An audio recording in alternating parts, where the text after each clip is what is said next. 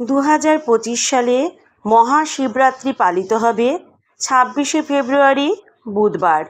এই দিনে 4 প্রহরে শিব পূজা করা হয়, যা ভগবান শিবের আশীর্বাদ লাভের জন্য বিশেষভাবে গুরুত্বপূর্ণ। প্রথম প্রহর হচ্ছে সন্ধ্যা 6:19 থেকে রাত 9:26 পর্যন্ত।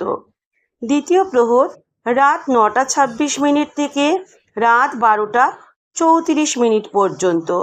তৃতীয় প্রহর রাত 12:34 থেকে ভোর 3:42 পর্যন্ত।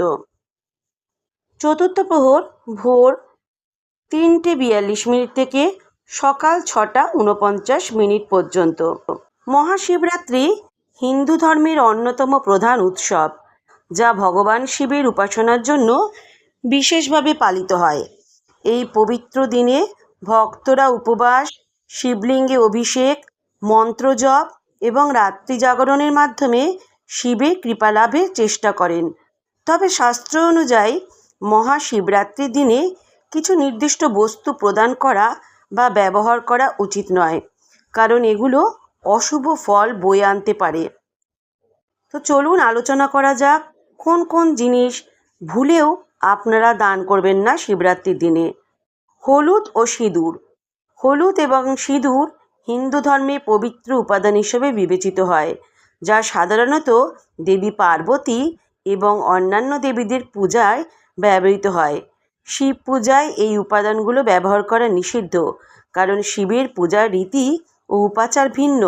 তাই মহাশিবরাত্রির দিনে হলুদ ও সিঁদুর কাউকে প্রদান করা বা শিব পূজায় ব্যবহার করা উচিত নয়। 2 নম্বর হচ্ছে কেতকী ফুল। শিব পুরাণ অনুযায়ী কেতকী ফুলের সাথে একটি বিশেষ ঘটনা জড়িত।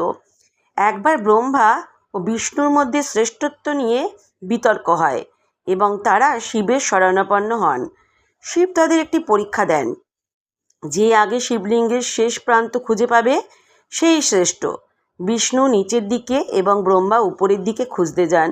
ব্রহ্মা কেতকী ফুলকে মিথ্যা সাক্ষ্য দিতে বলেন যে তিনি শিবলিঙ্গের শীর্ষে পৌঁছেছেন। এই মিথ্যার জন্য শিব ক্রুদ্ধ হয়ে কেতকী ফুলকে তার পূজায় নিষিদ্ধ করেন। তাই মহাশিবরাত্রির দিনে কেতকী ফুল কাউকে প্রদান করা বা শিব পূজায় ব্যবহার করা উচিত নয়। 3 নম্বর ডাবের জল বা নারকেল জল। নারকেল জল হিন্দু ধর্মে পবিত্র এবং শুদ্ধতার প্রতীক হিসেবে বিবেচিত হয়, যা সাধারণত লক্ষ্মী দেবীর পূজায় ব্যবহৃত হয়।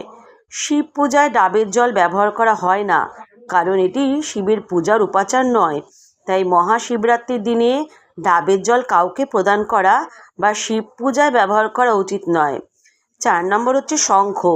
শঙ্খ হিন্দু ধর্মে পবিত্র ধ্বনি উৎপন্ন করে এবং সাধারণত বিষ্ণু পূজায় ব্যবহৃত হয়।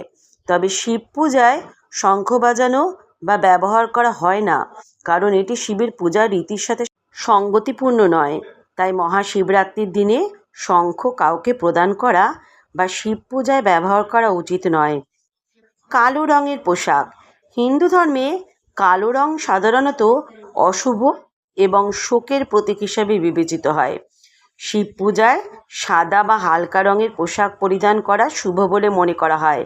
তাই মহাশিবরাত্রির দিনে কালো রঙের পোশাক পরা বা কাউকে প্রদান করা উচিত নয়।